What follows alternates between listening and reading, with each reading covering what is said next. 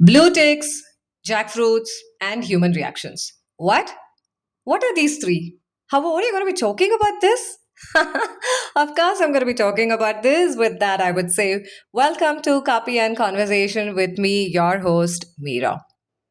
Lots of things in my mind. And when I say this, like inside out situation. Why does that inside out has to travel out? It's all those experiences in those layers of our brain material and in our heart, which deals with the emotion too. How? So here it is. Jackfruit is something I don't know why I connect with this fruit a lot. It really takes a lot to enjoy the sweetness of the fruit, but there is something that is associated and that's directly connected to our human emotion and reaction too. Today, today I really want to talk about this something which looks unusual, but it is not. Not storytelling, not emotions, but a jackfruit. I did speak about jackfruit in my earlier episode also, but again I'm doing this because it has got lots of things. If you've ever opened a jackfruit, you will know it's not a simple task. You don't just cut it open. You don't just cut it open and enjoy the fruit directly. Or might be it is available in the market and you just pick your share and have, or you enjoy it. First, there's the rough outer skin. Then comes the sticky mess. That sticky mess that gets onto your hands, your knife, sometimes everything around you. Then there are layers and layers of what? Fibers.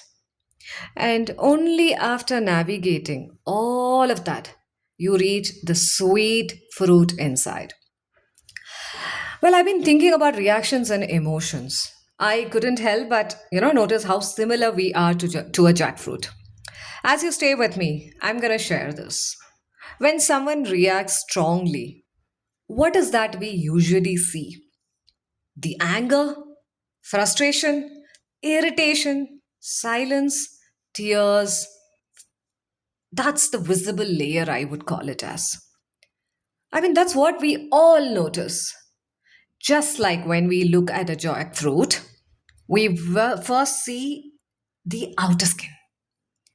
But is that the whole story? Nah.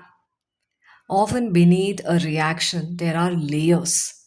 Maybe there was a fear, maybe there was an expectation, there was disappointment, there was past experience that quietly resurfaced.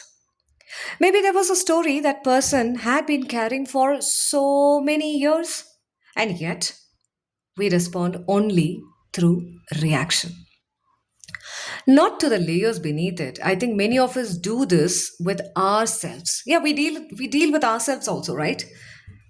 Have you, have you reacted to those WhatsApp messages?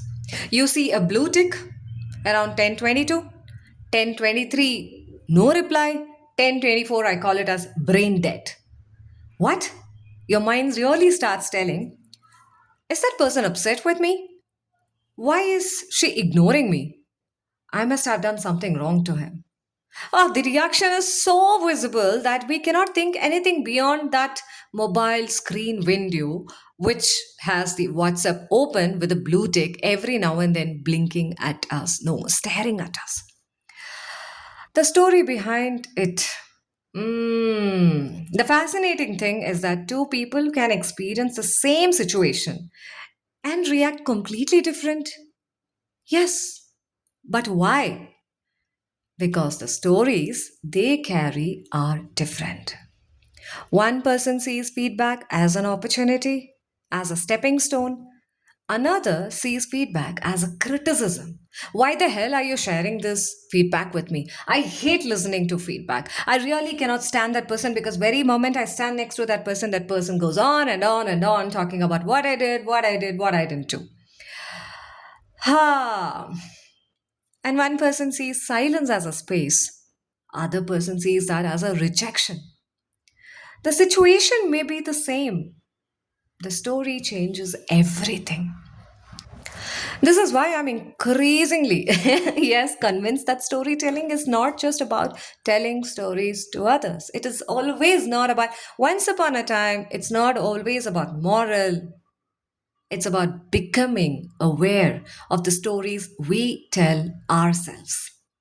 The stories that influence our emotions, the stories that shape our assumptions, the stories that determine whether we react or respond. Because responses are rarely born from the first layer. Yes, responses emerge when we pause long enough, real long enough to explore what's actually beneath. And perhaps that's where the empathy also begins, not by asking, why are they reacting like this? But by asking, what story might be sitting beneath this reaction? Why is this person reacting rather than responding? What is the reason? Yes, it is just a small shift in the angle, but the perspective changes. It changes the conversation, it changes the relationship. It leads to building a rapport. It changes the classroom, it changes the environment, it changes the workspace too. And within home, from house, it becomes home. Next time, find yourself strongly to a situation, I would say it's for me as well. Pause for a moment. Think of a jackfruit. Ask yourself, am I looking only at the outer layer? Or am I willing to explore what lies beneath? Because beneath the layers, beneath the fiber, beneath the sticky mess, there may be understanding, there may be awareness, even healing. And just like a jackfruit, sometimes the sweetest discoveries are hidden beneath the layers. We are most tempted to avoid that. Well, thank you for staying along. Thank you for joining me in this conversation on Copy and Conversation with me. Yes, your host, Meera. Until next time, stay curious about the stories you tell yourself. And remember, every reaction has a story. That's what I have for you in this podcast on blue ticks, jackfruits, and human reactions. Why we react the way we do. And also inviting you for this upcoming online workshop on Beyond Reactions Through Storytelling, hosted by Maya Katha in association with Mangalam Sendil, who is a well known storyteller, a storytelling coach, and a TEDx speaker. You will wish to be part of this session. I would love to talk to you as well. The link, the details are there in the description. See you there. Tada, bye bye. Until then, thank you.